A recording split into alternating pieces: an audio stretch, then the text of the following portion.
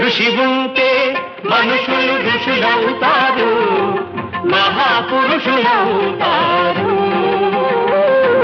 తరతరాలకి తరగని వెలుగవుతారు, ఇలా వేడుకులవుతారు.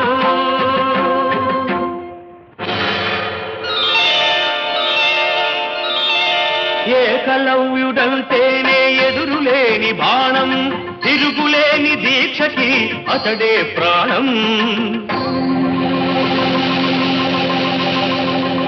కులం తక్కువని విద్య నేర్పని గురువు బొమ్మగా మిగిలాడు, బొమ్మ గురుతుగా చేసుకొని బాణ విద్యలో పెరిగాడు.